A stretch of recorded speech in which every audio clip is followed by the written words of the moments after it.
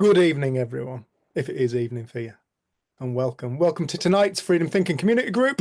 I'm Dave Ellery. My guest speaker, the lovely Jenny Ellery, is putting Lucia to sleep right now. She'll have her in a chokehold. She's coming to join us in a wee bit. So Jen and I are Freedom Thinking. This is Freedom Thinking Community Group. The date is the 27th of the 1st, 2025. Wow, we're nearly in February. That's insane. We're nearly over 12th of the year through. There's only 11 more of them left before 2026. That's mad. It's nearly Christmas, everyone. Flaming heck. No, welcome, everyone. Thank you so much for joining us. This is done via donation. If anybody wishes to make a donation to Freedom Thinking, Jen and myself, to our work, you can do so at PayPal. info@freedomthinking.co.uk is our handle on, it's called the handle, I think it is, on PayPal. If you have any questions, want to talk to us, get in touch with us, contact us on email, info@freedomthinking.co.uk. And our website is freedomthinking.co.uk. We have a retreat coming up, the 1st, 2nd, and 3rd. It's online. It's called Awakening the Ocean of Freedom, which is kind of what Jen and I are about. That's what we're talking about. That's what this is all about.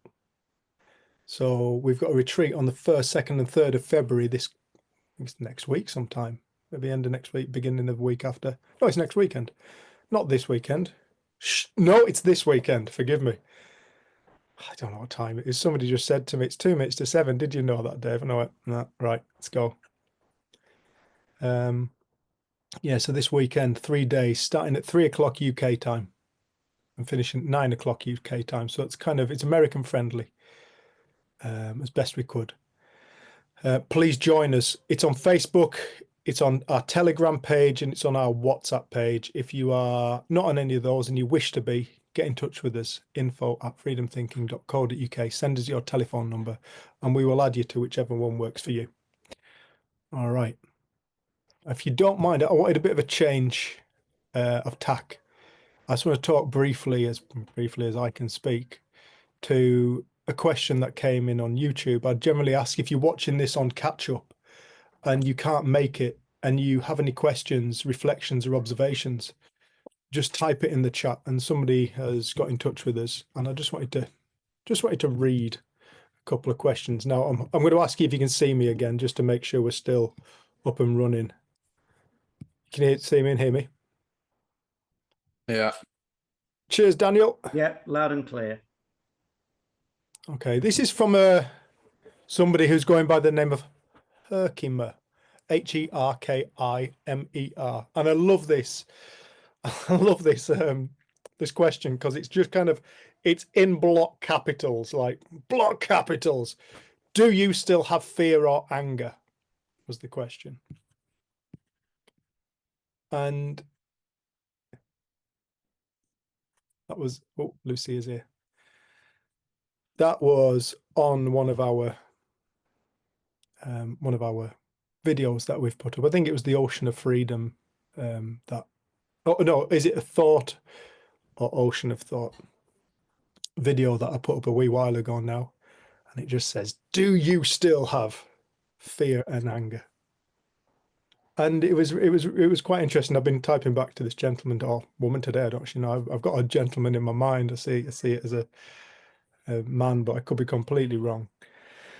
Yeah, I was typing back to them today, and I thought, do you know what? And I said to him at the end, by the time I'd written my next in or third big paragraph, I'm like, no, I'm going to address this on video, because I think if Herkimer's asking, then, you know, perhaps other people might be interested in whether or not I and Jenny still experience fear and anger. And the answer is no, never. No, I am so spiritual that I am pure love light. It's all I see. I can't see anything. I'm blinded by my own shine. You know, wherever I go, I hear the sound of angels singing. You know, and if you look where I've been, you can actually see it on the pavement because there is light left where I've stepped every single step of the way. In fact, anybody who wanted to could track me down. But the only problem that people would have tracking me down is they also have to be as spiritual as me in order to be able to see the light.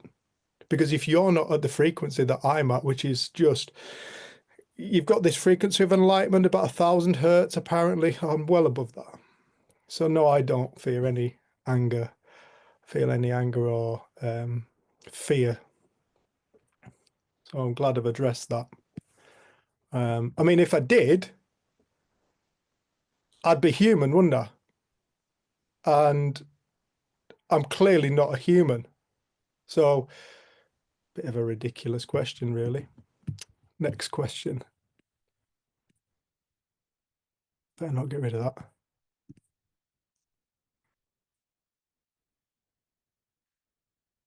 Next question. Is it true that we experience everything from the inside? So that, for example, your wife is just an illusion and therefore you're not having a relationship with her, but with yourself. Where have you gone? Oh, no, it's Telegram. Good night, Baba. Thanks, Jen. Look at this. Say good night. No night, sweetheart. You say good night to everyone. Saying good night, Luce. Come and say hello. Good night. Good night. You eating your nana? You eating your nana? You shouldn't eat any tea. You say Good good night. night, Bob. Love you. These are your friends. Come on then. Hopefully see you all soon. Right. See you in a wee bit, love. Sorry about this. We are going to get our shit together tonight at some point.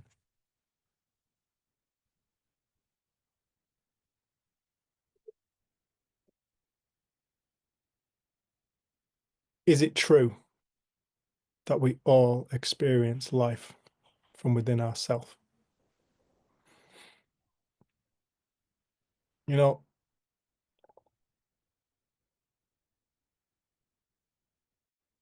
before I was this incredible guru and phenomenal spiritual being, I was an ordinary person just like you lot.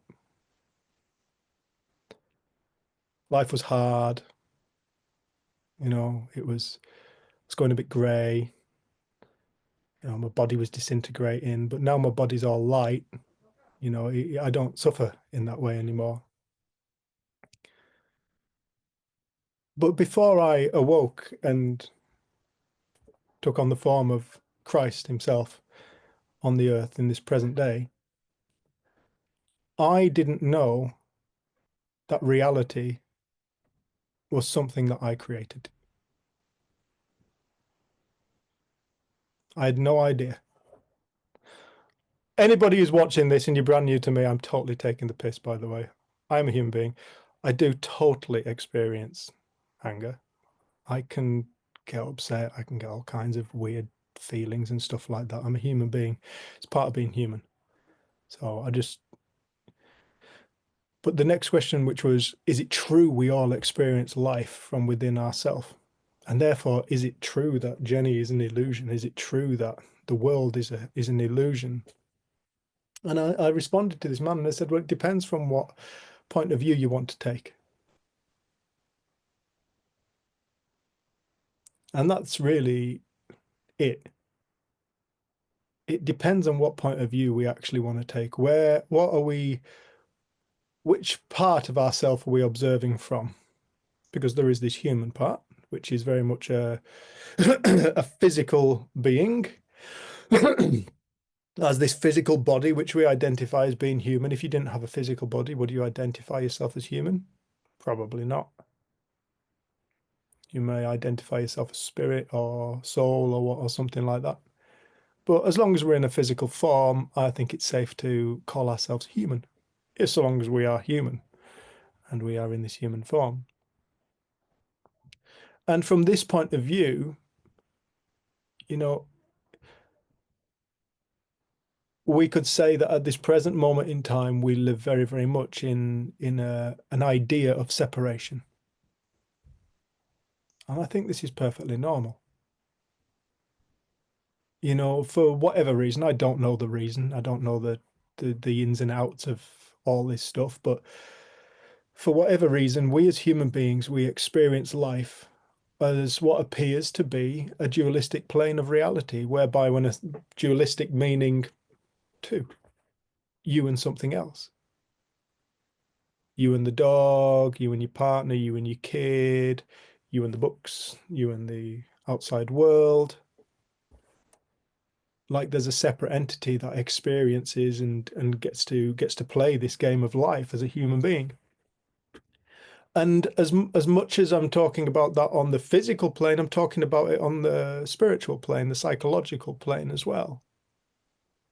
The spiritual being that lives the body, that enlivens this physical body, because without this spirit, without the energy that enlivens the physical body has no value, and therefore it just decays. It goes back to the earth. It goes back to where it came from. The body came from the earth. Look at what you're made of. Look what the body's made of: water, calcium, iron, magnesium, phosphorus, all this stuff, carbon. These are all things you can go out into your local field and dig up. And apparently you could go to a chemist and you could buy all the components to make a physical body, all the chemicals to make a physical body. It costs you about 11 or 12 quid for enough chemicals to make a human body. But we couldn't put it together in the way in which some phenomenal force has decided that the human should look and be. We couldn't create the body like nature, or the force behind nature.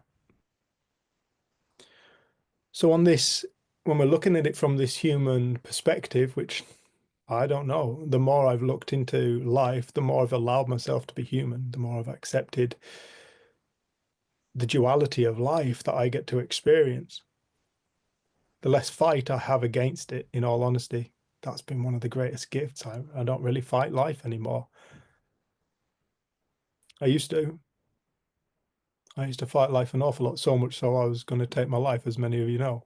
I've said that so many bloody times. And so on this human plane, we get to play the game of this is real. And the way I see it, all realities are real. And all realities are illusion. I remember we once had a client who got very upset with me, saying, how can you have a real illusion? The first thing we have to do is allow ourselves to possibly comprehend the notion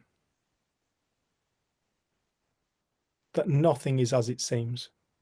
Is it possible that in this life game, nothing is as it seems? Have we picked up an end of the stick that perhaps is inaccurate?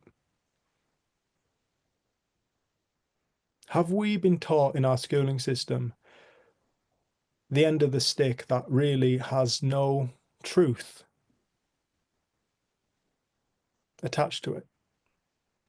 Have we picked up the end of the stick whereby we've got a bit entrapped by the senses and assume that only what we can sense exists? I know people like that.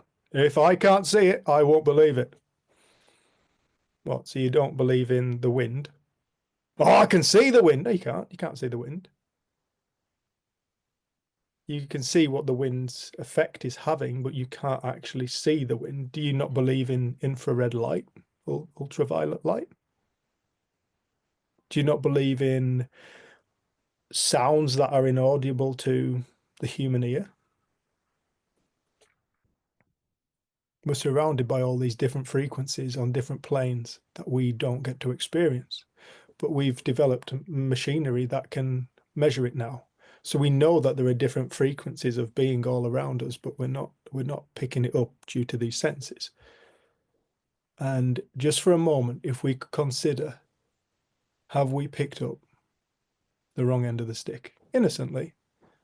And with the best information we had available to us at the time, have we picked up the wrong end of the stick? In our Western culture, we've grown up under the doctrine of Aristotle. And that is, Aristotle's philosophy was, you prove whether something is true or false. Is it true or is it false? And so if you look in our Western way of thinking, how do we go about trying to find the answer to something, including our own spirituality? Is it true or is it false? When it comes to who we are, is it true or is it false? We look at everything through the lens of a two-tier system, a twofold system, true or false. That's what we've been taught to do. It's what we've been encouraged to do. But not all cultures grow up with that in mind. Many in the East are brought up under a fourfold system. And is it under the name of, was it Rajadhara, some Hindu person came up with the fourfold system? Something can be true and something can be false. Something can be true and false at the same time. And something can be neither true nor false. 4 potentials. Now, they've spoken like that for thousands of years, Hinduism being the oldest religion on the planet. The original religion, should I say, that spoke of the oneness of life was Hinduism. Apparently. And when you start to look at life through that, with the open-mindedness of, is it possible that something can be true and false at the same time? You start to open up the gates to possibility. And you also start to align your mind with what quantum physics has come to the discovery of. You know, a particle can be wave and particle. It can be here and there at the same time, or it can be nowhere. This is what quantum physics has discovered just through observing particles coming from nothing, emerging into being. They are entangled. You can have 2 that interact with one another at the same time, and then they can be nowhere. They can be singular, they can be wave, or however they behave. And this is the fabric, the very, very building blocks of our reality that we observe, this physical dimension. It's made of energy. We know this. Everything is frequency. The scientists have discovered this. Everything is frequency. And so are we. So it depends on what perspective we're looking at. Is my wife Jenny an illusion or is she real? Well, both. How real does reality actually have to be before we call it reality? But when we start to get interested in the nature of how reality is born, you start to open your mind up to the greatest head fuck going. Something the intellect will always struggle to get its head round. So in answer to the question, are we just saying this is all an illusion? Well, yeah, on one hand, but in another hand, it's real. We are not who and what we think we are. However, we will appear as such. We will appear how we think we are. That will be the reality that we will encounter. So am I having a relationship with Jenny or am I having a relationship with myself? Both. Both at the same time. And neither. You see, Jen upstairs, my wife, I go to bed with and I wake up each day and do work with and bring Lucia up with and have fun with and fall out with and disagreements with and go on holiday with and all kinds of things with. My wife, Jenny, is a human being like me, like all of us. But she's also a fractal of what Sid called universal mind. She's also a point of consciousness that is born of the oneness of life, just like all of us. which is why people often talk about the oneness of life, because when you start to become aware of the oneness of life, it's so much easier to kind of, because it's just so much easier to kind of have an easier life when you have that kind of brought into your awareness and you start to realize the truth of it. You start to realize what's the word? The impersonal nature. The impersonal nature of other people. You start to realize that everything you are having a relationship with is all the same thing. But it doesn't take away from the magnificence and the phenomenal game that is my life. Dave's life, with my likes and my dislikes, and that pisses me off, and that enlivens me and brings me so much joy. But it is interesting. We once asked to do a video on sex, like 3 principles in sex. Oh yeah, let's have a go at that. That was quite fun. But I think Jen and I both she was talking about how do you have this lovely sexual relationship and all that, and we came back to the point, well, Jen and I do have a really beautiful relationship. Very beautiful. I really love our relationship. But it all boils back down to us having that beautiful relationship with ourselves. Because we both awoke to something about life, it allowed us to have a relationship with ourselves that wasn't full of war mentality, and it allowed us to settle into ourselves and find love and acceptance for ourselves however we are. And because we found that for ourselves, we find it very easy to see it in each other. It doesn't mean we always see it. We had a bit of a bicker this afternoon.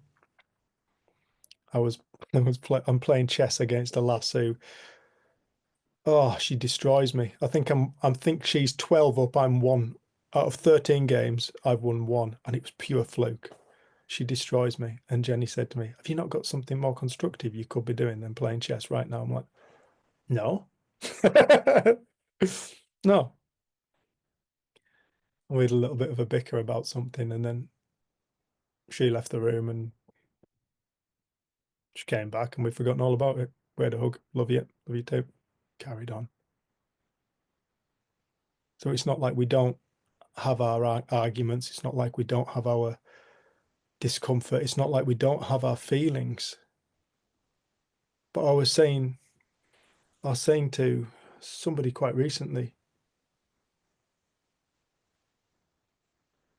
it seems to me like what changed my life wasn't me changing my thinking. You know, that's not a new concept on the planet. And I don't know if I'm speaking for everybody else when I say changing your thinking can be a real pain in the ass. Trying when you're in a head fuck, and it's generally only when you're in a head fuck do you actually want to start trying to change your thinking. That's if you've got any awareness of thought for that, with that in mind. But that wasn't the thing that changed my life. The thing that changed my life was when I woke up and I realized 2 things.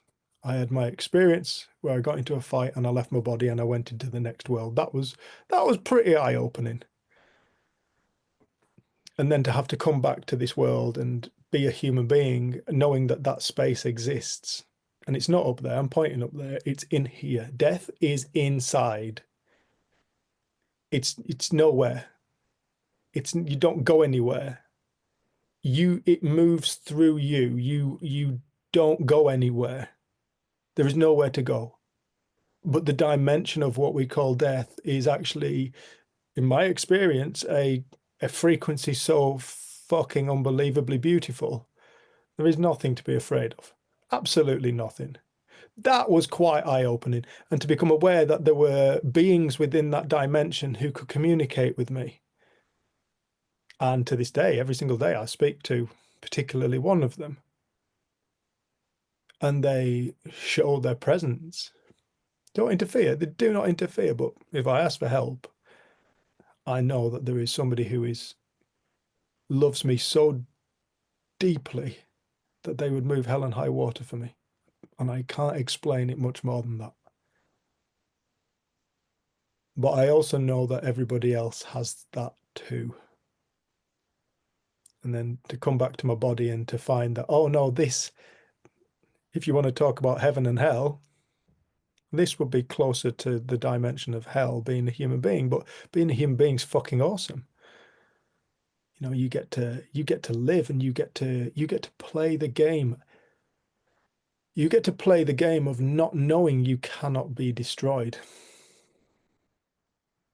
And at that point, life becomes really entertaining.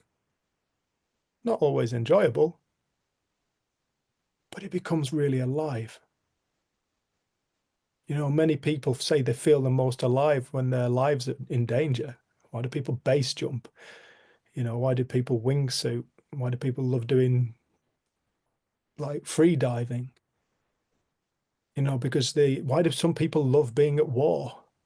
Because they feel so alive, because they're so present in life when they're right on that borderline of life and death.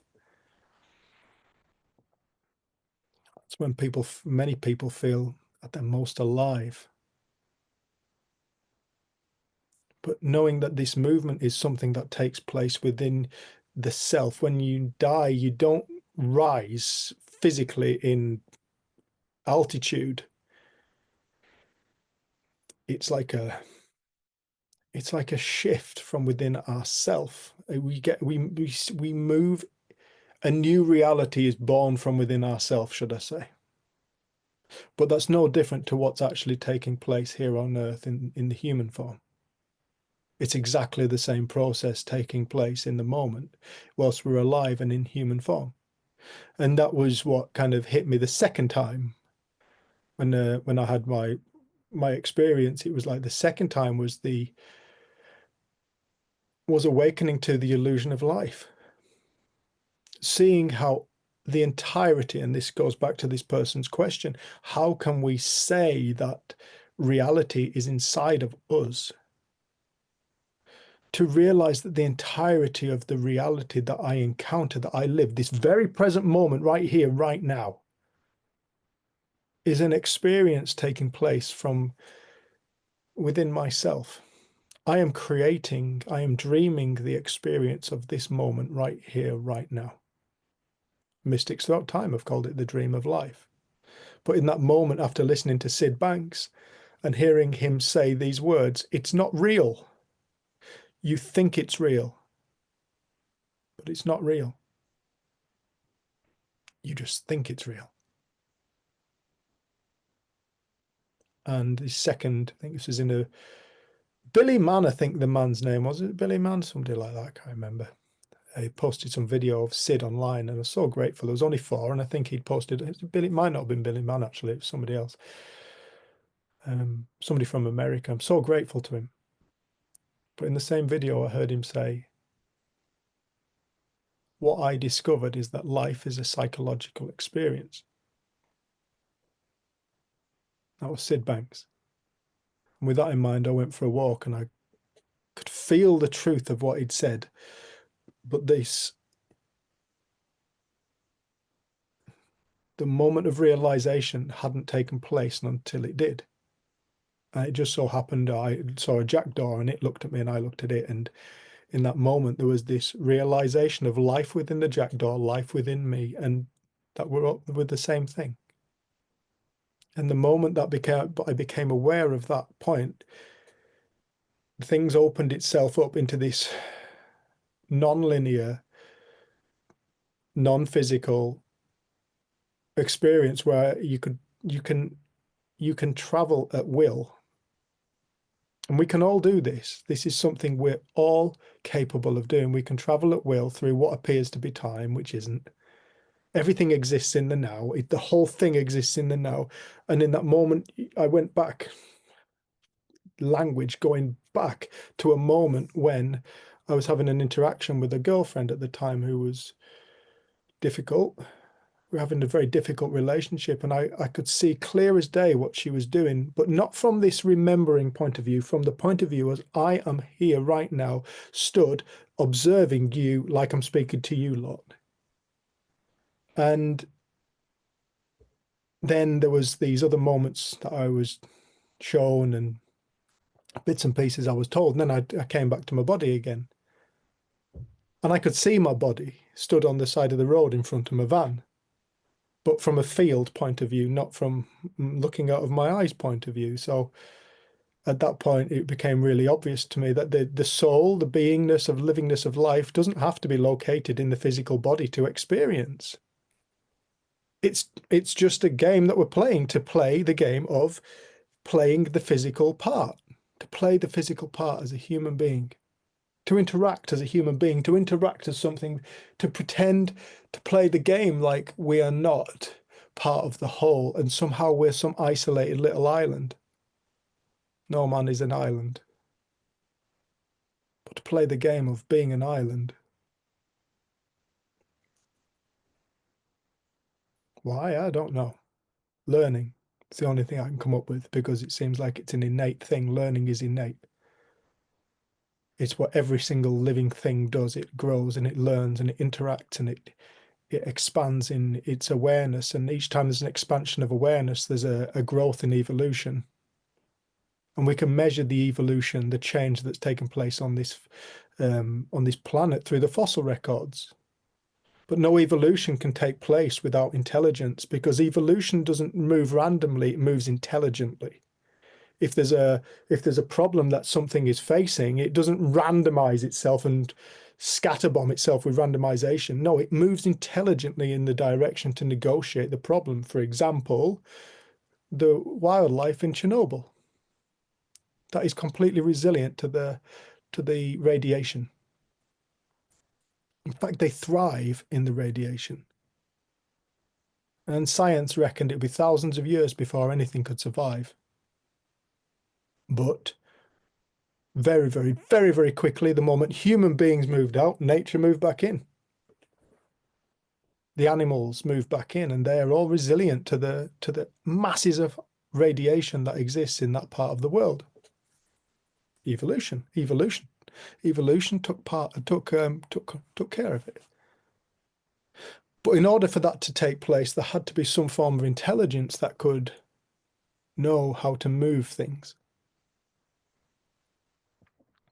I feel like I'm probably going on and off course a little bit here, so I'm going to try and come back. But the point is, that moment that I awoke the second time to the nature of how things are, it was the realization that there is no outside of my experience, i.e. my reality, i.e. my life, that I ever get to experience, even when non-located in the body, even when playing the game within time. There is still only the experience from that, whatever that is. I'm struggling to put that into words. There is only the experience. The only place the experience is taking place is from within. I'm not talking about the body. I'm talking about from within our being. Everybody is like a star. If you imagine the night sky full of stars, and each person's a star emanating light, all within the same sky. But those lights, when you start to look closer, are actually like projectors. They're projecting images, they're projecting stories, they're projecting realities. And you look at it, you can go along each star and you can see that each star, this shining through from this light, is actually images being cast out. And they're like, whoa, this reality is so real. And the next star's like, no, this reality is so real. And then this other star's like, what are you two on about? My reality is real. I'm talking about the star point of view, the fact that we are this shining light, the beingness of life itself. And that star, the only thing it gets to experience is the light that it's creating. That's like us. We only get to experience the reality that we are dreaming. You can't know outside of it. I can tell you about my reality, but then you have to conjure up the story within your own mind. And it will look different to you than to the next person, to the next person, to the next person. We'll all conjure up a different story. We'll all conjure up a different image of what it looks like. You see, so many people I've look at people who share the principles, and they create this assumption of how they are. Oh, they don't experience anger. Oh, they don't experience these feelings. Oh no, they don't experience this, that. No, it's not true. If anything, anybody who realizes the nature of what the principles was pointing to will live life fuller. They will allow themselves to feel. They'll realize there is nothing to be afraid of. They'll realize there is nothing to be afraid of within a feeling. Why would we need to be afraid of a feeling? The feeling's not going to destroy us. The thought, what about the thought? Well, the thought hasn't got any power. That can't destroy us. And you start to wake up and realize you cannot be destroyed. Even at death, you cannot be destroyed. There is no destruction that ever takes place, and it never has. But whilst we're on this earthly plane and we're on this, playing this game of separation, a game which never once took place, is any star separate from the night sky? It never once took place. Separation has never taken place between ourself and anything. But whilst we're in this human plane and we're in this human range of experience, that we, for whatever reason, have decided this is what we're going to do, we will play the game of fear until we don't. In my experience, I experience 95% less fear than I used to. Tell me that when I'm in fear, I'll just tell you, fuck off. Oh, did you know? No, just go away. I'm in this head fuck right now and I just want leaving alone. You know, when I'm in a head fuck, I hate it. But it happens to me. I know it happens to Jenny. I haven't met a single human being it doesn't happen to. I've met some awesome human beings. So am I having a relationship with Jenny, or am I having a relationship with myself? My entire relationship with Jenny is coming from within myself. How I see Jenny is how I see Jenny. Beauty's in the eye of the beholder. It's true. Of course it is. Everything is within the eye of the beholder. So am I having a relationship with Jen? Yes and no. True and false. The entirety of my experience of Jenny comes from within me, but I get to play the game of this relationship with Jen. But there is never anything that I get to experience. Even Jenny, I don't get to experience it. Jenny outside of myself. You see, when you start to realize the actual magnitude of that point, there is nothing you've ever experienced outside of yourself. So therefore, nothing outside of you has any control over you.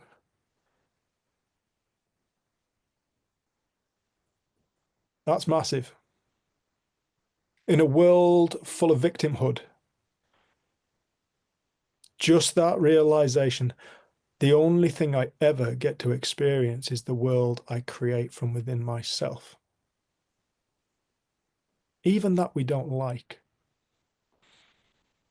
People would say, well, I don't create it. Who's creating it for you?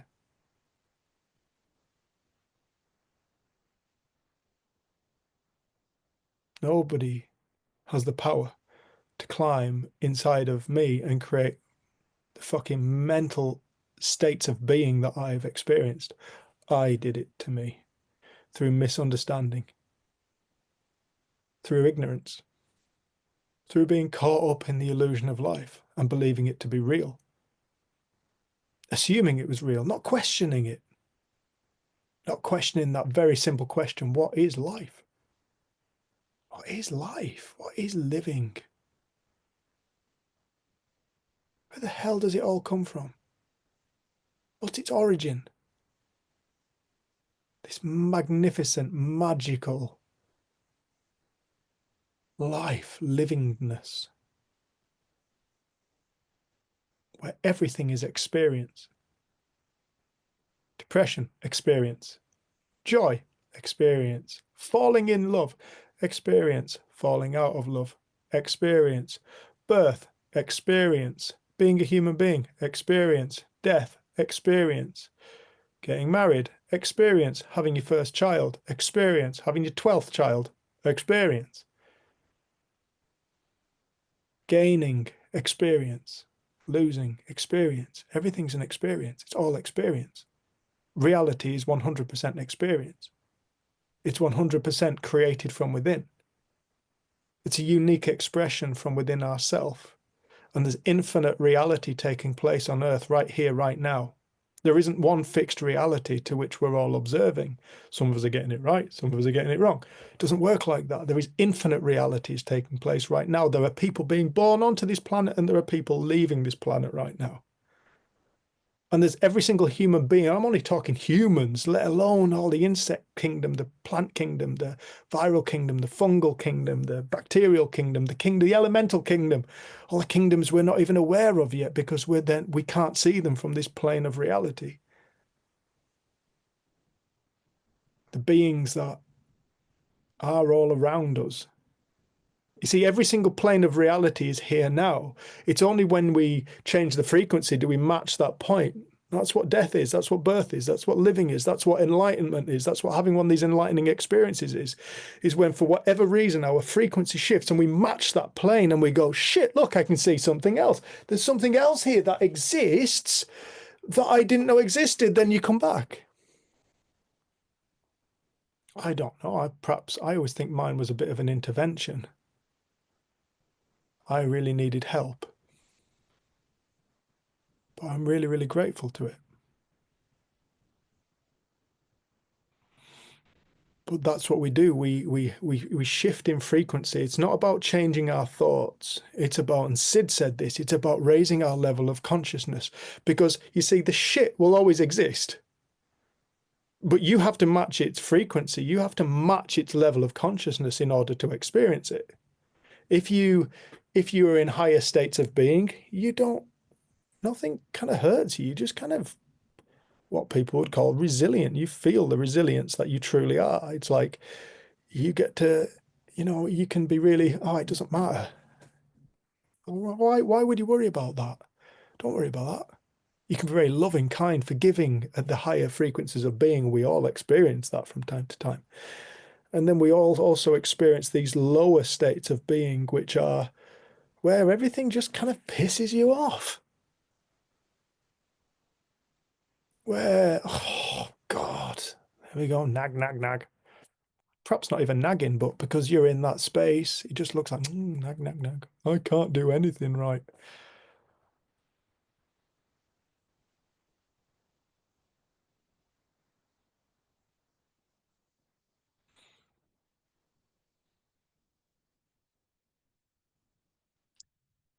So yes, sometimes I still feel anger. Sometimes I feel fear. But it's not about getting rid of it. Everything we experience is an aspect of ourself. Why are we afraid of ourselves? Why? Why would you be afraid of yourself? Makes no sense. I've been deeply afraid of myself. I remember saying to a psychiatrist, I'm the scariest man I've ever met, and I go with me everywhere. I was a dickhead.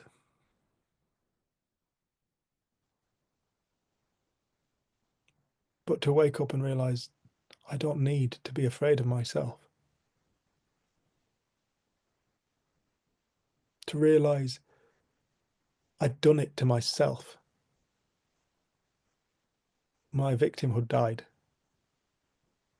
Depression, chronic depression. I'd have it for life, psychiatrist told me. Chemical imbalances of the brain. I need medication to keep it all in check. Bullshit. I wasn't malfunctioning. I wasn't disordering. I was perfectly ordered. The question those doctors never asked me is, Dave, look, what do you think about an awful lot? You seem to be flooded with adrenaline and cortisol. What do you think about a lot? What do you spend a lot of time thinking about? Because it can't be very kind of peaceful. And I'd tell him it would be violent thought, killing people and hurting people and vengeance and revenge and saying things to people that I thought had hurt me.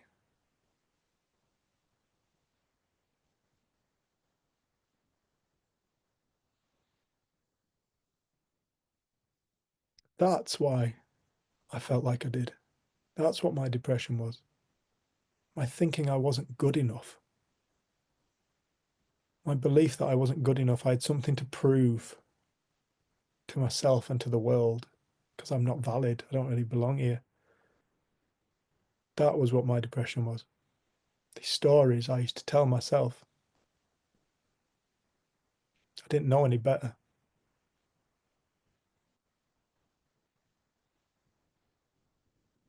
And now I still experience those stories, but from a different perspective. Now I know the stories. You see, I still have thinking. None of that really left me. I can still have violent thought. I get far less of it, admittedly. Far, far less of it. But I get far less of it because I don't entertain it like I used to. I don't give it the credence it doesn't deserve. It's seen for what it is. You see, a positive thought, what I would call a positive thought, a life-affirming thought, and a negative thought, what I would call a negative thought. They're really the same thing. They're the same stuff. Like my screen here, it can show me any image, but it's still always just the screen. It can show me a harrowing image, or it can show me the most beautiful image, but it's still really just the screen. You see, and when you start to narrow all these divisions down and you start to realize, oh no, it's true, it really is only one thing. Everything I am experiencing is the same thing in a different disguise. Always. It always has been. That created my depression, created my experience when I left my body. It's the same force in action. It's exactly the same force in action. There's no outside of it you ever get to experience. You just get to realize the deeper truth of it over and over again, and deeper and deeper and deeper. But you don't escape being human.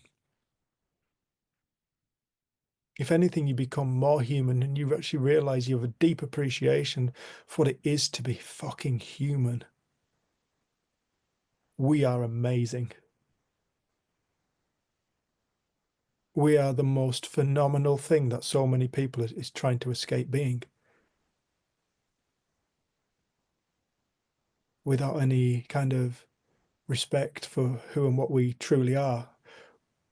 We are beings that are infinitely capable of creating reality. When I say reality, people instantly go outside of themselves. They go to circumstance. Circumstance. Oh, you're saying that I created the car crash? You're saying that I created me losing my house? Well, possibly. But More to the point, whatever you're experiencing, that's your reality. Not outside of you, not the circumstance. Don't confuse experience with circumstance. Circumstance and experience are two very different things. Circumstance takes place outside of you. Experience takes place from within. You can never escape the experience. You're always within experience. The circumstance looks however your inner world is being created about it by a thought. And that's the only thing we're ever experiencing. That's why throughout time, the mystics have said, stop trying to change the world, change yourself, and the world will change. It's true.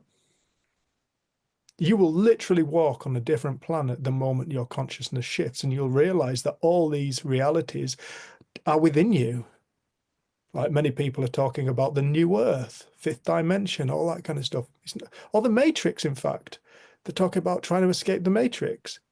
No, everything is within ourself. The matrix is within ourself. It's a story. It's within ourself. It's an ignorance. It's a misunderstanding. What people are calling new earth, fifth dimension, you will not walk on it outside of yourself. It's inside of ourselves. It's a state of being. It's a reality that is invisible to us right here, right now, because of our frequency. Like the other lights are invisible. The infrared, the ultraviolet's invisible. Doesn't mean it doesn't exist. And as we elevate our frequency of consciousness, you literally, and this is, I know this personally firsthand, it was one of the things that astounded me when I came back after listening to Sid from my experience. I literally walked on a different planet. And many of the people I used to have problems with, I never got to see again.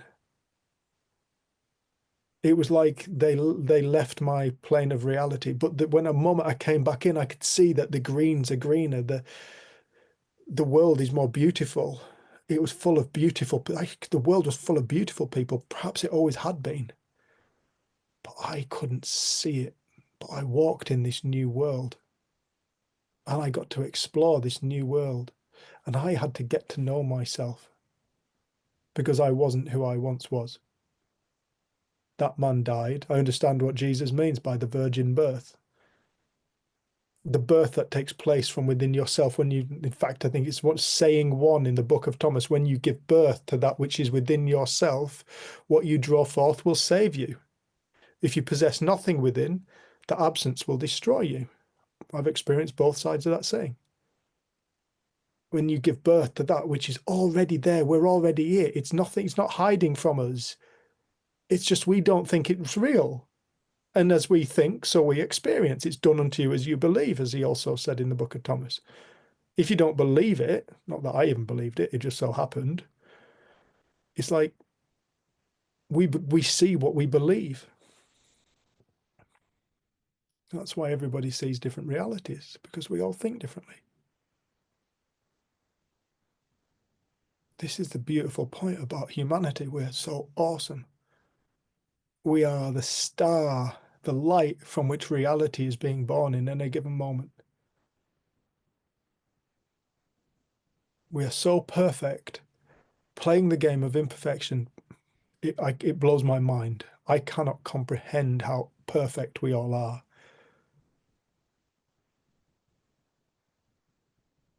We can't get this life wrong. Pisses so many people off when I say that, but you cannot get life wrong. Right and wrong are the dualities that don't truly exist. It doesn't give people the right to go and hurt other people, certainly not. But on the grandest of points of view, from the eyes of oneness, source, life, it's everything. It is only itself. There's only itself taking place, and it cannot possibly get it wrong. It's a controversial statement, especially for those who are religious. But you can't split God into good and bad. You cannot split. You cannot split the oneness of life, the whole of life, into two parts. Otherwise, you get two. That's not actually what is in existence. What is in existence is a state of loving intelligence that is creating all things at all times. It doesn't judge. It doesn't judge a thing. It loves without exception. I'd done some fucked up shit in my life, and to leave this body and to go into that divine dimension, to go into it, and to not have any judgment cast upon me, just to be wholeheartedly love and loved, to be love and to be loved.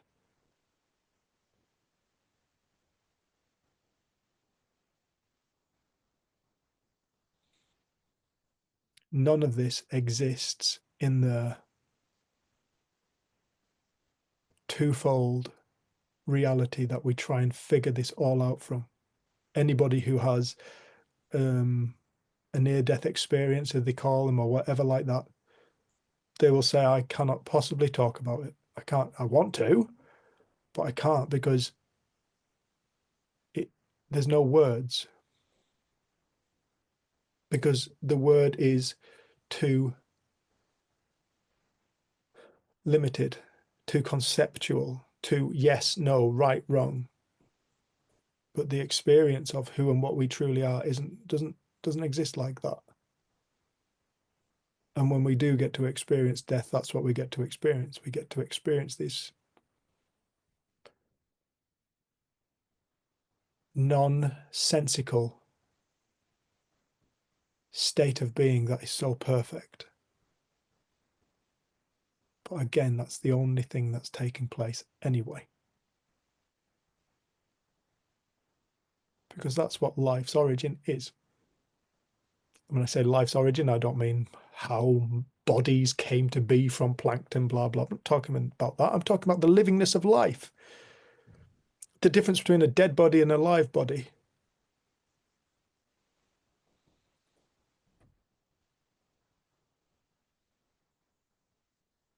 This here, right now. You want to find life, look to the moment. Look to the moment, for it is life, the very life of life.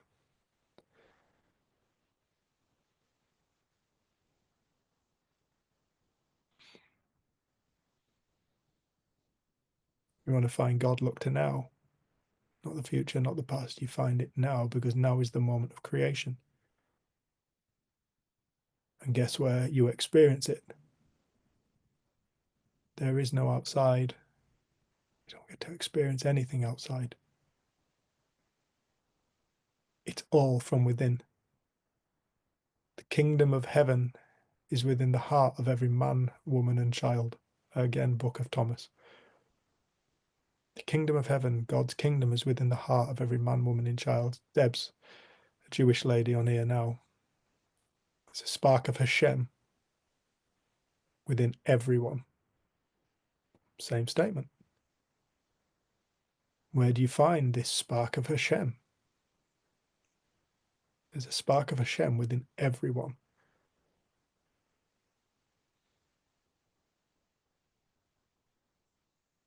Same thing.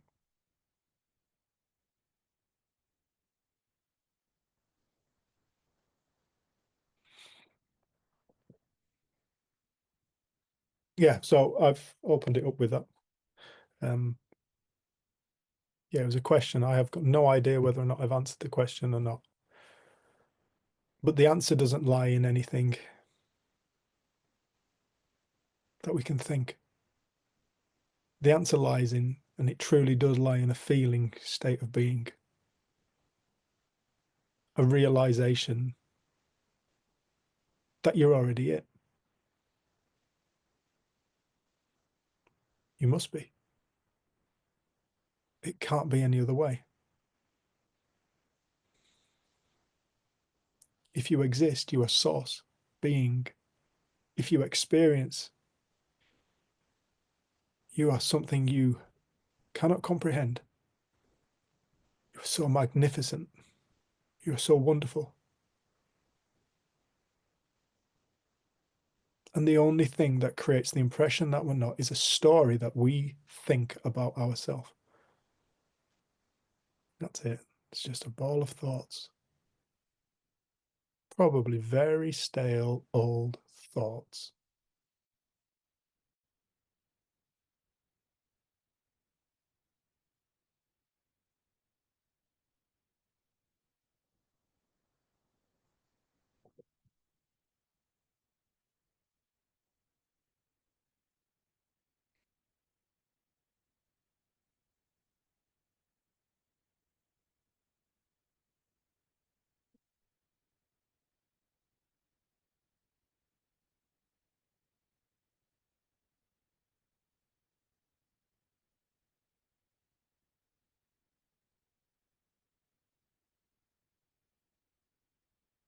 Everybody's going to find out.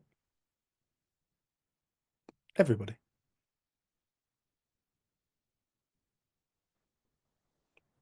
Everybody on earth is going to find out. It may be when we pass. You'll find out. Don't matter. In the meantime, enjoy your life. Don't wish it away. It's magnificent. There's so much to explore. So much to play in. So much to learn. So much to grow from. Don't waste it away. Don't wish it away. Don't think you're getting life wrong, because you're not. You're doing life beautifully. You've never been taught how to create reality. You never needed teaching how to create reality. You did it from the moment you opened your eyes as a human being. Nobody ever taught you. You didn't need teaching. How magnificent are you? I need teaching how to use that bloody thing. Did I need teaching how to create reality? No.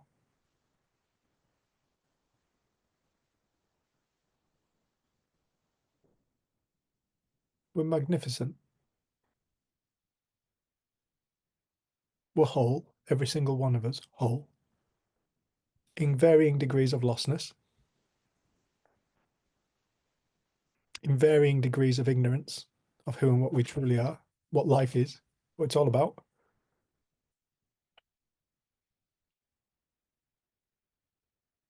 Doesn't escape the fact, you cannot escape the fact that we're all whole, unbreakable, perfection, playing the game that we're not. And that's all it is. Guest speakers arrived. I fell asleep. Did you? Only for about 10 minutes. Yeah, right. No, she wasn't asleep. These lot have been struggling to keep She themselves wasn't awake. I've been she watching wasn't them. asleep until 25 to. So. Were you listening in or something? No. Was it boring you as well? They shouldn't on fast forward tonight. Probably was to begin with, I think. I might be, I don't know. Oh, because we were reading a book to Lucia the other day, and it was just before community group. Some of you might have noticed. And I had 10 minutes, and she really wanted this book reading. Then she wanted it reading again. So I was in full on fast forward mode reading this story. I came down here and I was still on fast forward mode. I was in that energy. I just couldn't, it was just still there. And I'm like, blah, blah, blah. Like busyness, busy, busy, busy. No, I was just addressing what was asked on YouTube Okay. about, do we still experience fear and fucking hell, I've gone miles off topic, but do we still experience fear and anger? And then if that's true, is it true that we all experience life from inside, from within? And if so, are you an illusion? And if that's true, then am I truly just having a relationship with myself? That was what I was kind of addressing for about an hour now, actually. I only realised how long it'd been when we picked up my brew and it's freezing. Thanks for your patience, everyone. Do you want to got questions, or do you want to say anything? Yeah, it'd be nice to see, because if you've been talking about that for an hour, Yeah. see if there's anything else Yeah. anyone wants to talk about. Has anybody got anything they want to say? Any questions, reflections, observations? Colin, this year.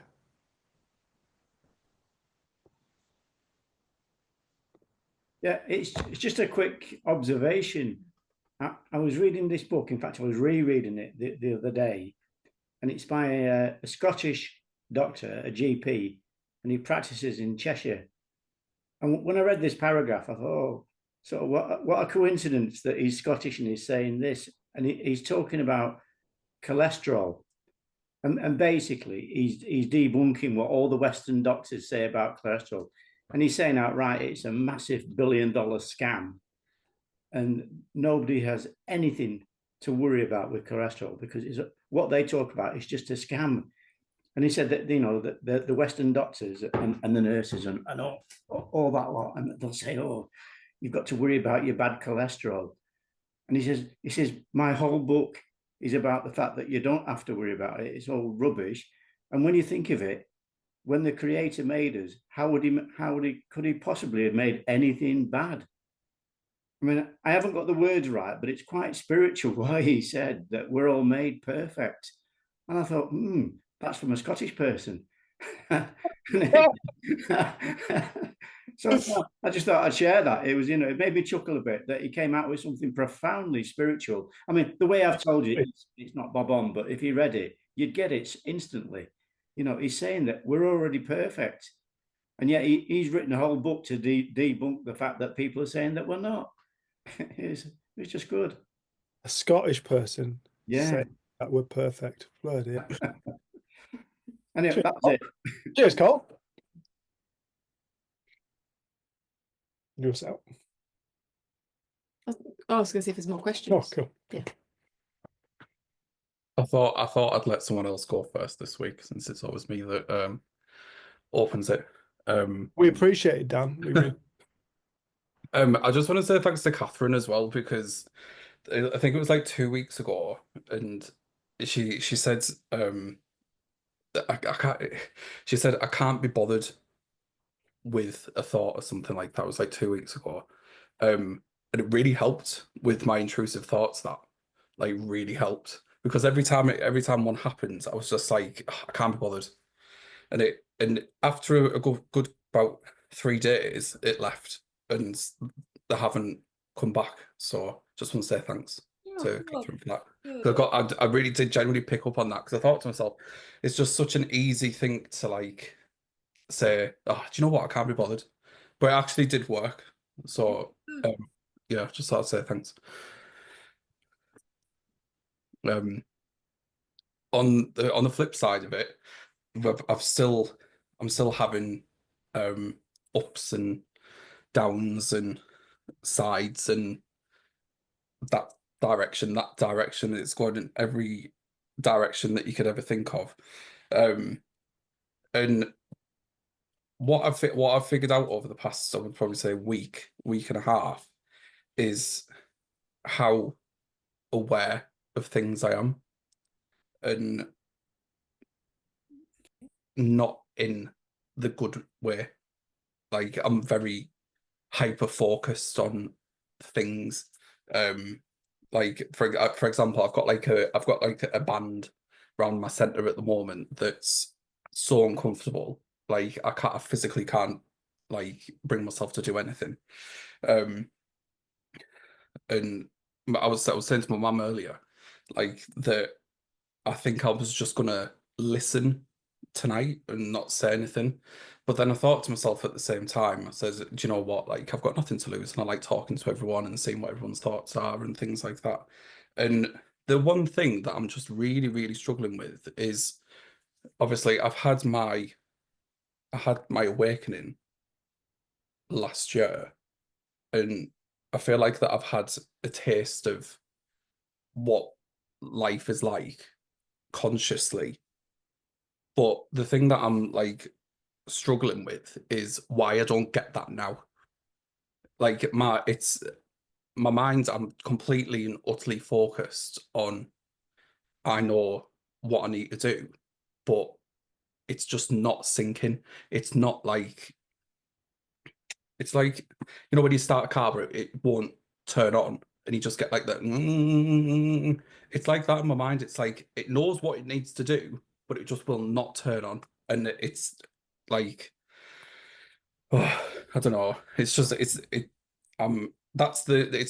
just this, there's like a little link somewhere that's not grasping. I think that's I don't know if I think that's where I'm at. Like, I'm just, it's like I know it. I know like what it's like, and how I've done it before, and how my thought process completely changed about everything. How did you do it before? It was like I realized. It's like I realized that, and I can remember I was at my mum's house, and I was driving home, and I was like, it's me. Like, I've always searched for the answer, but the answer's me. And even though I can say that now, it's still, it's like, I don't know, it just won't. Is that statement any less true now than what it was then? No. No. No, it's not. And the reason why I asked you was, what did you do? And you said, I realized. Don't know about you, Dan. I can't make myself realize. Another word for realize would be insight, revelation, whatever. But I can't make myself have insight. Because if I could do that, I would already know it on an intellectual level. Therefore, there would be no need for the insight anyway, because I'd already know it. You see, insight is when we or realize something, is to notice something that we hadn't noticed before, we couldn't see before. Perhaps we were blind to it before, and then we could see it. That's what realization is. That's what insight is. And you can't manufacture insight. It just comes when people are ready. It just comes when people, for whatever reason, are ready. I don't know what the readiness is. I don't know how you get about to that. Some people will say, oh, get really, really quiet. But some people have revelation in the darkest depths of fucking hellness that they're creating in their own mind. You know, there doesn't seem too late now, love. It doesn't seem to be any rhyme nor reason. Sorry, everyone. It just doesn't seem to be any rhyme nor reason to why we have insight when we have insight. Some people meditate their entire lives and don't really get much insight. You know, some people just live the most shitty lives and then gets lots of insight. I don't know. Don't know. It just happens when it happens. But that one of the things that it can be really easy for us to do, and this is something I noticed in myself, I'm going to come to you in a sec, Col, was how easy it is for me to take for granted what I found. It can very, very quickly become my new baseline normal, and I can take for granted like the magnitude of the relief that I now experience compared to my old life. You know, and the magnitude of just knowing that all experiences, not experience itself, because that's permanent, but all experiences are temporary. Just knowing that you come out of the darkness and back into the light at some point. It does seem like once you've had a realization, that happens much quicker. You know, perhaps what once took months may take a couple of weeks, or perhaps what once took months may take a couple of days, a couple of hours. A wise action or a wise idea. It's like, it does seem like those who have embarked upon this journey, and everybody who's on this screen is off to varying degrees. You know, everybody who's on this screen is here because they've been touched by something that has rung true for them. I'm saying it's come from me, but they've been touched by something that's rung true for them, and that's why they've decided to step and walk along this path, because they discovered something within themselves. And once you taste that truth, wow, it becomes one of your greatest passions to discover more about life. So everybody on this screen is a privileged human being. Don't forget that. People, one of the things that person did say to me, I haven't had my big aha moment. Your aha moment is life itself right here, right now. It's what we're all looking for. It's right here, right now. You are alive. We are living. We're generating reality. You want to find peace. You want to find your relief. It's that. Trust me, but not those words. It's in the realization of it. So therefore, we are already it. Full stop. The only thing that we truly have to do is notice. Notice, notice, notice. That's what awakening is. It's a noticing of what's already present within ourselves. not my thinking. Infinite of those. It's not none of the infinites, none of the potentials. It's in the, like I often talk about the ocean. It's not looking at the waves, it's discovering the ocean of who we are. But the ocean has mistaken itself for waves.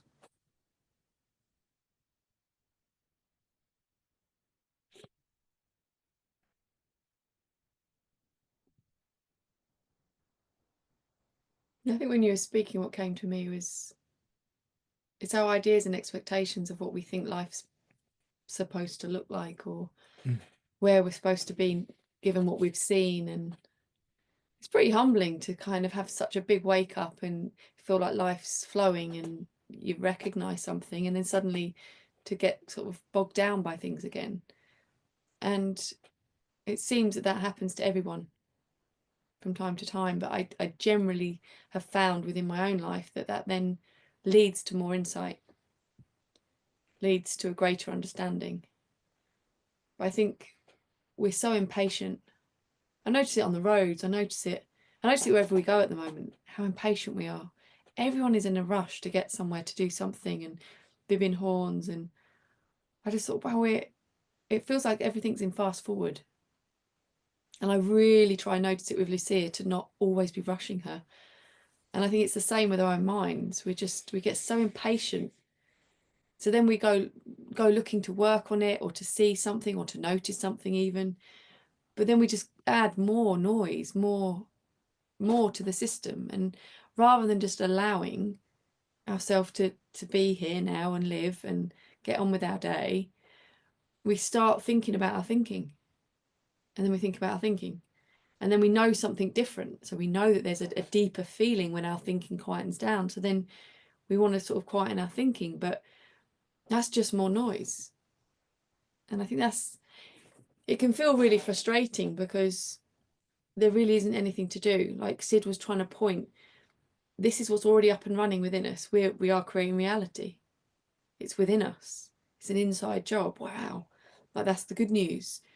But at the same time, we then have an add-on of like, oh, now I know that's true, or now I've noticed that. I only want to create reality that I like. I don't ever want to have uncomfortable feelings or discomfort. And we create this judgment. And I don't know, I feel like, a bit like Catherine had said to you, I'm getting less and less interested, because I can't be bothered with all that rubbish thinking that comes in, because I've seen it come and go so many times. You know, that whatever it is that's our thing that seems to come in, like you said, you know, you're with your angry thinking and your violent thinking. No, I'm dead spiritual. We've established this. Oh, but with me, it might have been more anxious, trying to please everyone and trying to keep everyone happy and trying to keep the peace. Like, I can still have that from time to time, where I'm bogged down by it. And I just said today, like, on our way back up north, let's have a couple of days in the van, just me, you and Lucia. I said, because when we do that, the silence in my mind is so noticeable, because we spend our time living with people. I have still got so much thinking about living with people and trying to keep the peace and keep everyone happy. And then suddenly I notice the quiet. And I think I thought, when I came across the principles, at some point I wouldn't do all that unnecessary thinking. I'd just be super spiritual and like enlightened all the time. Yeah. And I'm like, I don't know, but they're not being so interested in the comings and goings of the good feelings. The details. The devil's in the details. The devil's in the details. Such a true saying. Getting tangled up in the details of our experiences. You cannot find peace there, because we're focusing attention on something that we believe is bringing us discomfort. It's like focusing your attention on this pen. It's like all you're ever going to experience is the pen. The details. The devil's in the details. Hell's domain is studying the details of our experience. Heaven is when we start to let go of the details, stop giving so much credence to the details, is probably a better way, and you just start to find more peace in your life. Paul. Yeah, I just wanted to talk to what Dan had said I mean, well, I know that you and Jenny have just answered it quite eloquently, and I don't know if I can better that. But if I can just go to my experience, Dan, that when I had my awakening, for me, it was just a bloody mind-blowing experience. And but having said that, in a sense, it's no difference from yours.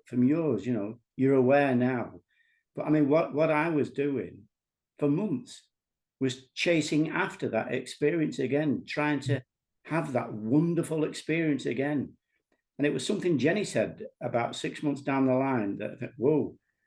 And you know, there's really no need to go chasing what you've already got and what you're already aware of. So to me, if that's what you were trying to say, Dan, that am I right in thinking that? Yeah, it's like I've got a picture of what I want, Yeah, and what I've had, and it's been taken from me. right. But I get what everyone's saying now, that it's not the fact that it's gone anywhere. It's just that maybe I've like lost sight that it's still here. Yeah. It's never you're always you're always going to have that level of consciousness. You know, you can't go back down again, other than obviously the up and down roller coaster of a day. We all get that, but you can't go chasing after that experience again because you've already got it. You know, it was Jen who pointed that out to me, and it was like being hit by a bloody freight train. But whoa!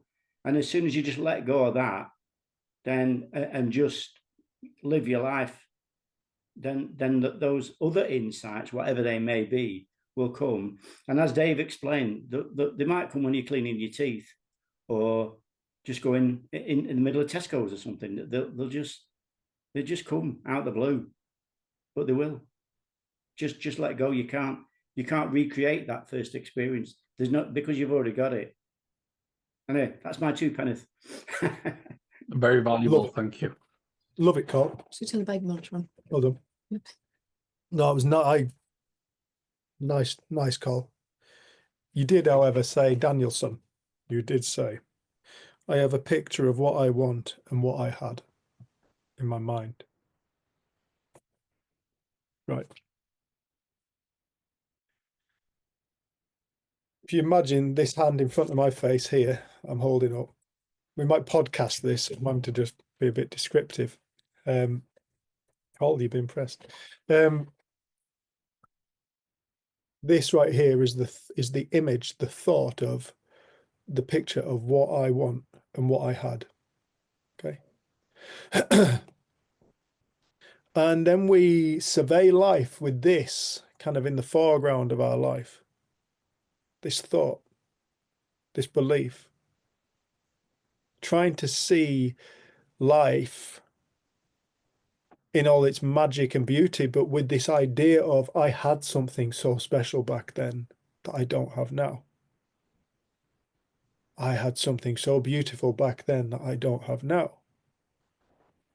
And then we start to look around and we start to go, oh no, reality is not as good as what it once was. And we start to blame ourselves. We start to blame reality. We start to blame the experience. We start finding dissatisfaction with ourselves. We start to think that there must be other sources of this dissatisfaction. Perhaps somewhere, you know, something's gone wrong and that's why I am like I am. But if you notice, my hand's still in front of my face, obscuring my view. This thought, this belief right here, the idea that this is true, I have a picture. I've got an image, a mental image, which is a thought. I have a thought of what I want and what I had. That's the problem.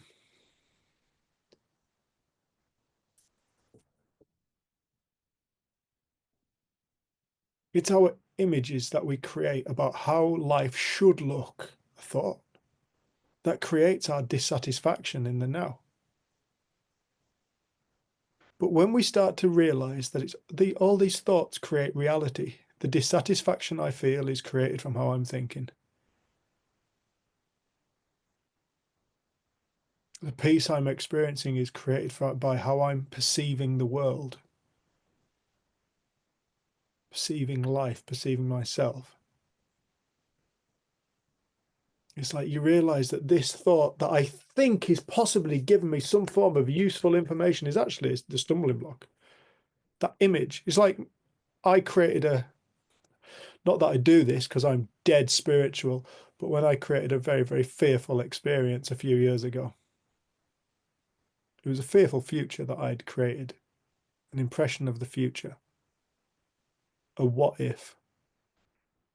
And then at some point, I realized, oh, I can't actually be afraid of the future because it doesn't exist. It's impossible to be afraid of the future because it doesn't actually exist. So if that's true, then what the hell am I actually being afraid of? And in that moment, I saw the image that I'd created for what the future looked like. And it was a very scary thing. It was a very scary image.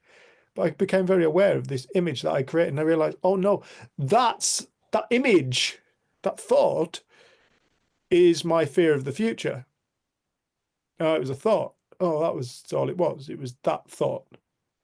Now that thought looked terrifying, but I generated it and I believed, I hadn't noticed it was a thought. I was afraid of the future, if anybody asked me. But it's the same principle. It's like you create an image of what life should look like, and you hold that up and you survey life using this as your datum of correctness. How else would you word that? This Ideal. Yeah, this ideal here, and you survey life holding this ideal up to life that doesn't exist outside of your thoughts. It's like you're going to experience dissatisfaction purely because you believe that there is somewhere better you should be.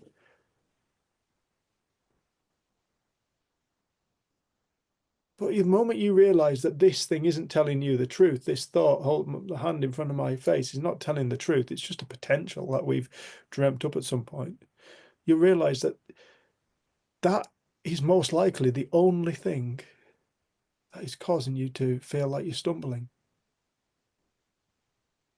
I could be better.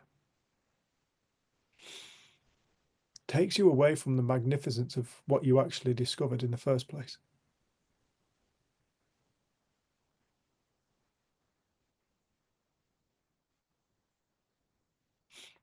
Was it the other night we were talking? Was it me and you that were talking? I was suddenly thinking, oh my God, I can't believe a week's gone by. Then I realised we did commuter group on a Thursday. Oh yeah. Which makes me feel better. Yeah.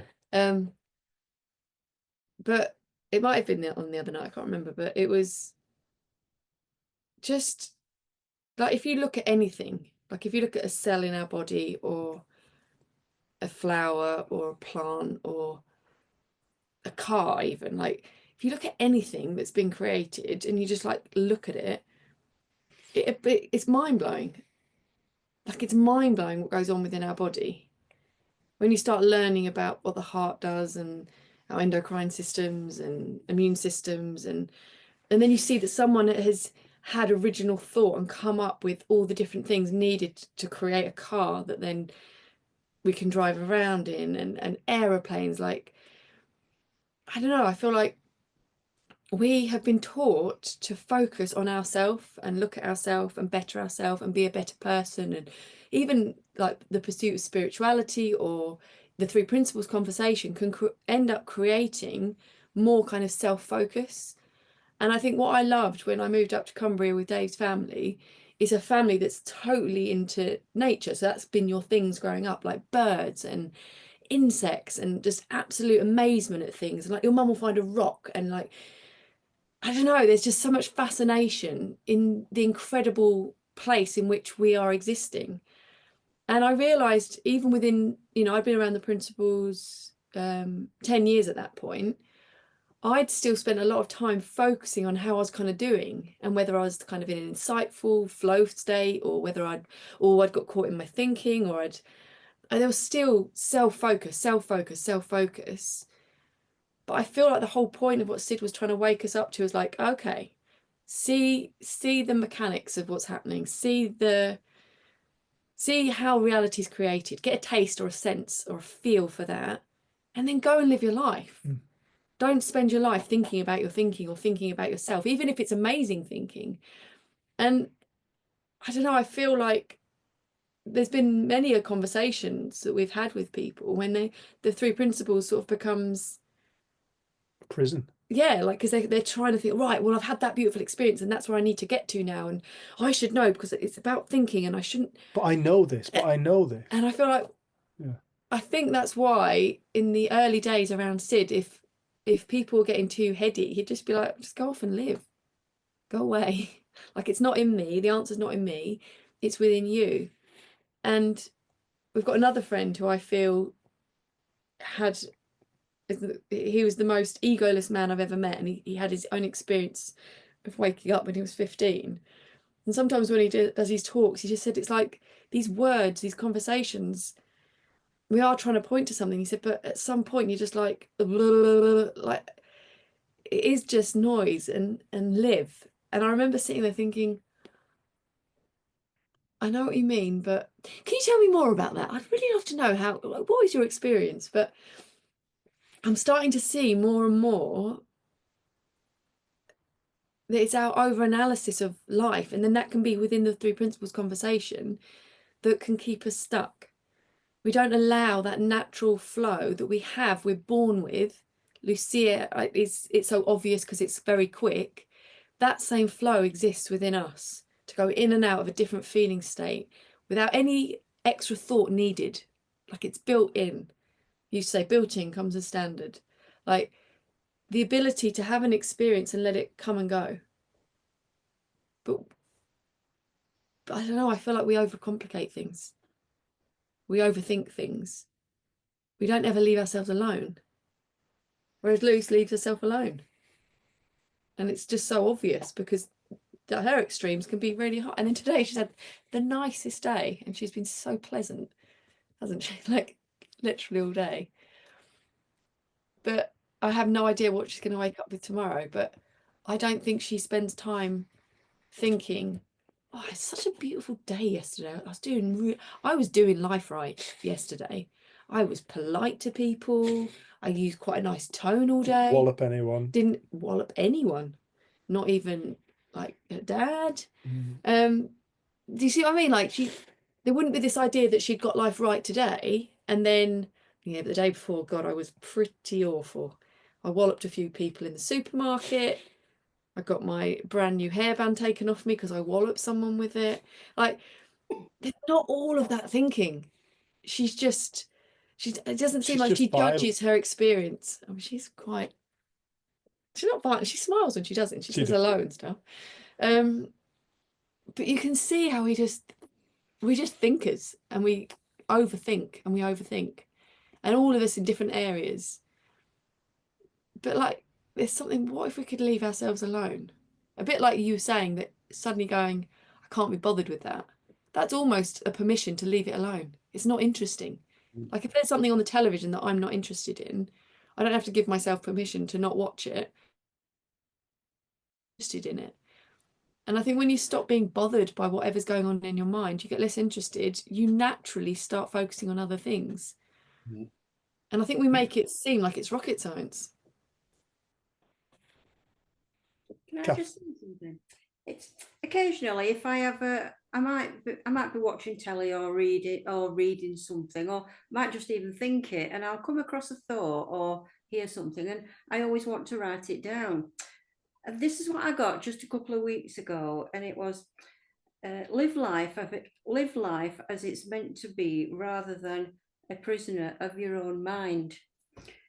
And what you're saying, Dan, is, to me, it's similar to what I equate that simply a little bit to what you're saying, because like you've just said, Dave, when you're thinking things and you notice, you know that you've had this wonderful feeling in the past, and you know that it's there and it's never left you. But to me, what you're noticing is that you've not got this feeling, and rather than saying, oh, I can't be bothered with that feeling, you're feeding it. And that's it's putting you in that prison of thought. That, am I making any sense here? Yeah. Keep up that I can't be bothered, rather than feeding it, because it sounds like you're feeding this idea that you've lost it. You haven't lost it, it's still there, but you think you've lost it. It's not, it's still there. Yeah. I'm a very very good feeder of Yeah. that. You need to go on a diet. Do you know what? Go on a thought diet. You know what? Funny you should say that, right? I know it's completely off subject, but since the 14th of December, I've actually lost like nearly 2.5 stone. Good lad. Well No. done. Yeah. Well done. Yeah. But yeah, no, I understand that now. And yeah, I think that's I mean, don't get me wrong, I feel like that's made me think in a way that I haven't thought for a while.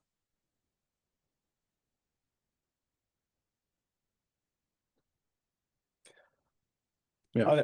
I get where you're at. I remember. Or perhaps where I should say, I get where you've been. Because I remember the day I kind of fell back into my very humanness. I remember saying to my girlfriend at the time, it's left me. It's left me.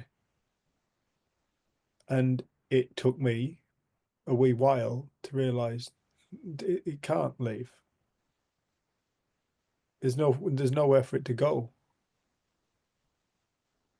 And it was a deeply humbling experience. I think I got a frigging fair bit arrogant whilst I was in that space because I couldn't understand how nobody else could see it. Why would nobody listen to me? And it was a very humbling experience, and I'm grateful for that humbling experience. You know, it's in the getting humble where it is where it's at. Because when you're humble, you're open. When you're not humble, you think you know something.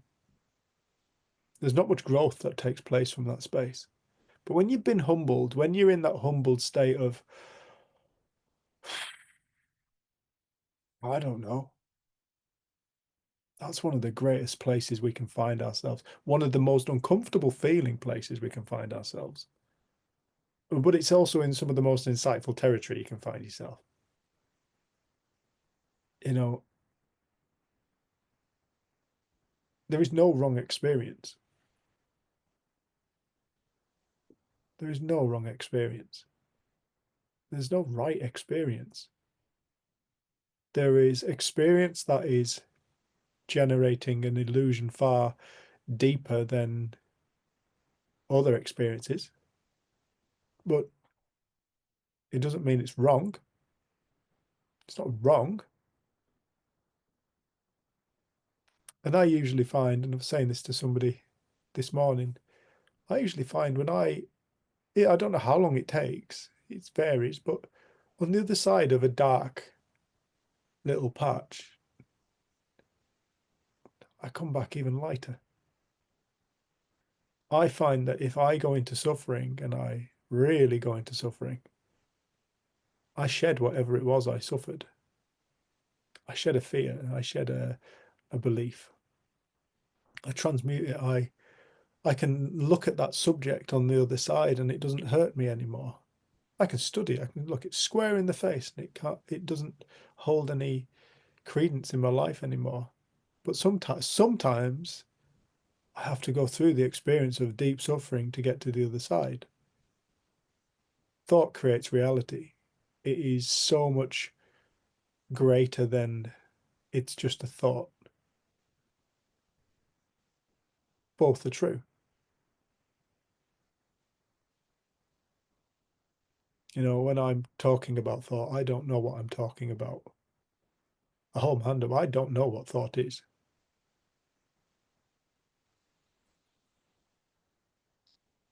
You can't know it. You cannot know it. You can't conceptualize it. if you conceptualize it, you'll fool yourself. You'll think you'd know God. You can't know God. God is unknowable. It's not a concept. You know concepts. We know concepts. Everything we think we know is a concept. It's an idea. God isn't an idea. It's the origin of all things. It's the source.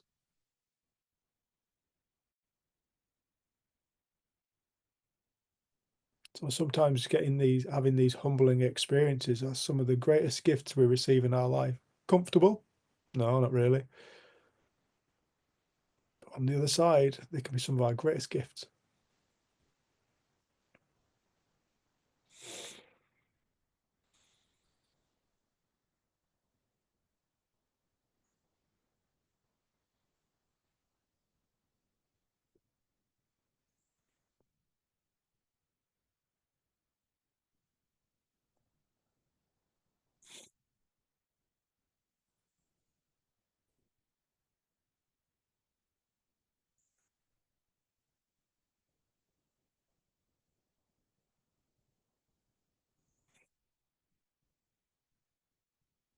It's interesting. We found out a couple of days ago that someone that we used to know quite well and been on retreats and things had passed away.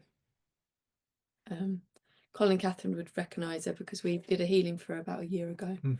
And I think when I ended up just like looking through her Facebook, and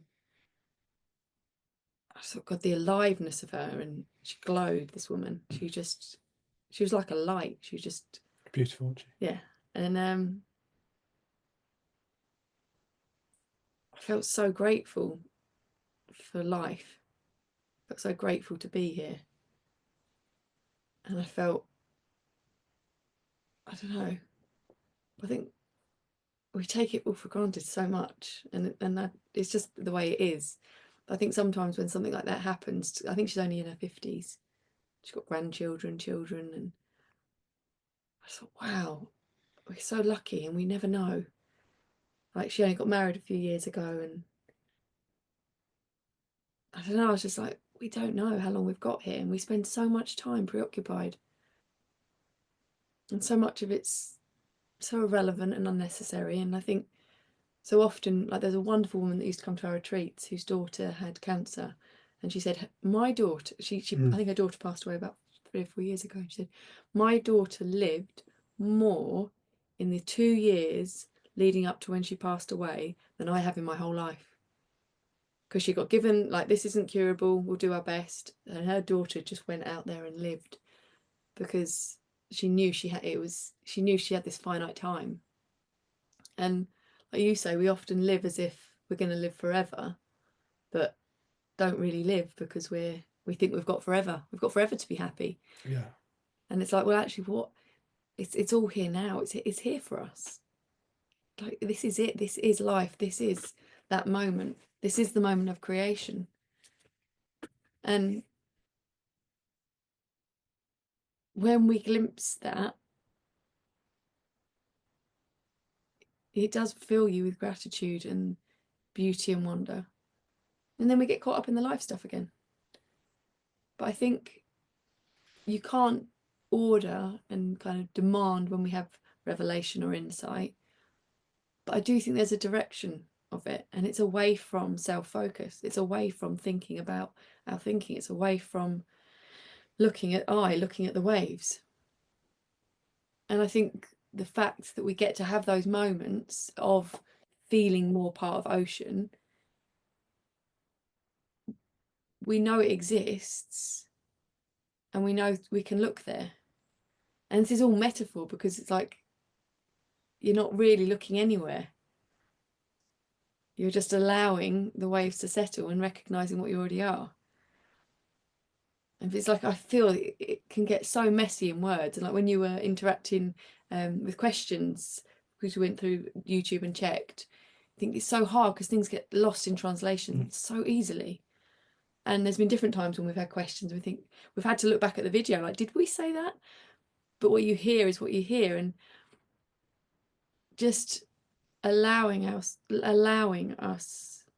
to be noticing the fact that we don't understand any of this. We don't even know how it all works. Like they keep trying to pull everything apart and figuring it out. We don't know. It's a miracle that we're here, and we're here for such a small amount of time.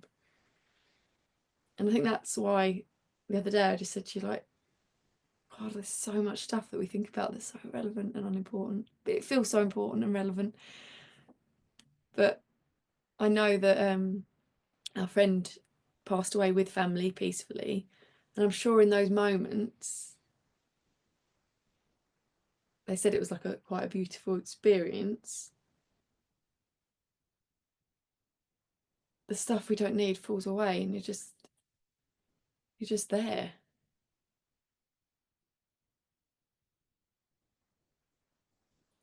But I just think we make it so complicated. And there's someone we worked with once who said, "Oh, I'm not very clever. I'm not going to get this. I don't think." And we had one sort of maybe 2.5 hour conversation. We were sat by the side of a lake This up in Scotland. up in Scotland. And this woman was just like, Loch. sorry.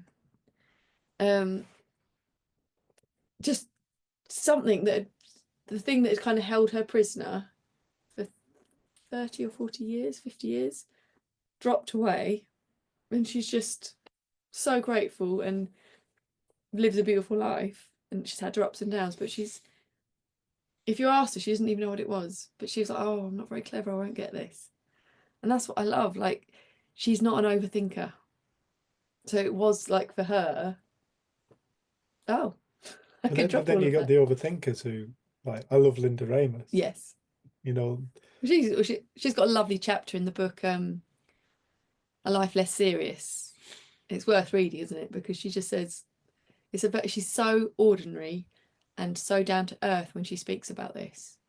And she talks about herself as a recovering intellectual and a recovering overthinker.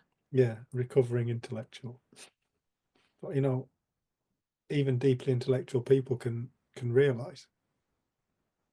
Go figure. When somebody's ready to wake up, they're going to wake up.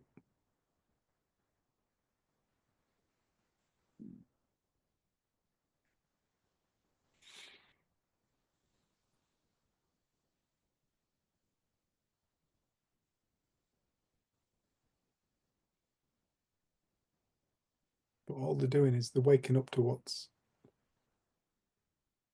already present.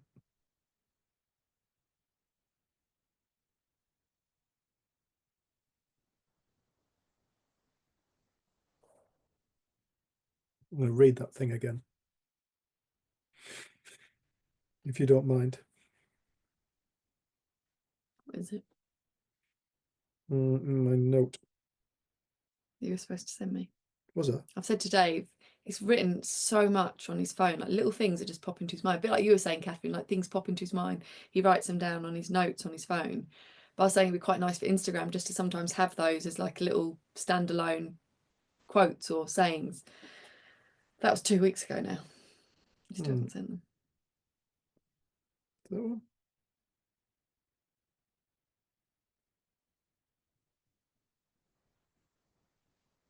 Doesn't it? Yeah. No, screenshotted it. There we go.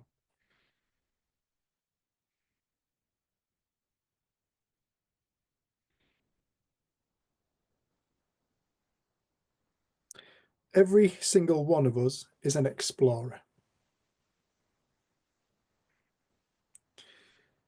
Each of us are exploring into the far reaches of experience, of consciousness.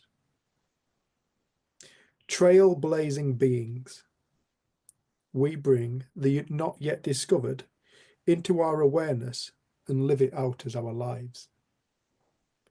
Explore, get lost, find your way.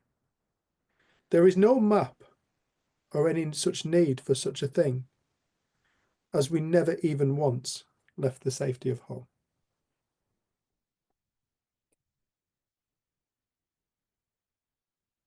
Every single one of us is an explorer, exploring into the far reaches of ourself. Every single thing we experience is an aspect of ourself. What else could it be? It's a potential from within the infinite of what we are.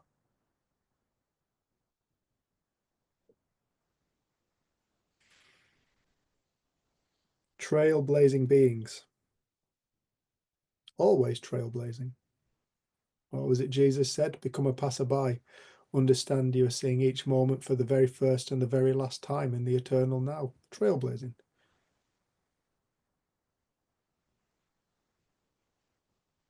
We bring the not yet discovered into our awareness and live it out as our lives. Every single moment is new. Every single moment is brand new experience. Do we notice that? No. Most of the time not. But it is. Louise, God bless, love. Love you. Explore. Get lost. Find your way. Just go and play. Go and play. Stop taking it all so seriously. It's not serious. Just go and play. Go and get lost. Go and hit the depths. Go and feel hurt. Go and get your heart broken. It will not destroy you. There is no map. We were not born with a map. Or any such need for such a thing, as we never even once left the safety of home. We never once experienced anything outside of ourselves.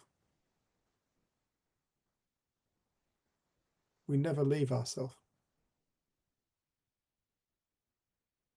Not the ego, not the character, but the livingness of life.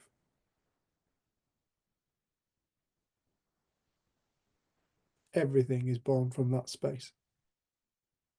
Everything. Its whole life. Go play.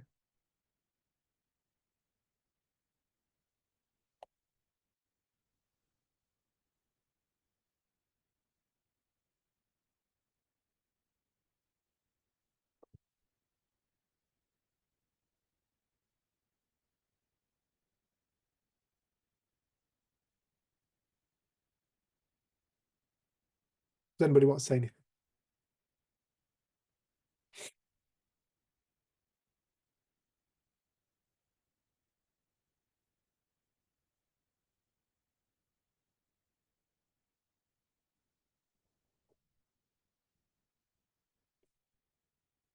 Okay, if you're watching on catch up and you're still watching, God help you. But thanks. You're probably just waking up now. And is he still talking? But no, thanks for staying on. And don't forget, retreat this weekend, 1st, 2nd and 3rd of February. Information is on Facebook at Freedom Thinking. If you type in Freedom Thinking into Facebook, we should come up. Please join us. It's via donation. And if you wish to make a donation for Freedom Thinking Community Group, please do. PayPal, info@freedomthinking.co.uk, or you can get in touch with us at info@freedomthinking.co.uk, and we'll give you bank details or whatever through there, PIN numbers, anything you need really. You can have our cards if you want. Well, mine. Anything else you need to say? Thank you for being here. And Thank thank you you. for listening. Yeah, thanks everyone. Really appreciate you all showing up, because it's honestly, it hasn't happened yet, but I can imagine talking to a blank screen would be really crap. Thanks for your interaction. Thanks to everybody who brings questions, reflections and observations. And yeah, God bless everyone. I'm going to stop recording now. Mwah. We'll see you Saturday. Hey, that'll be nice.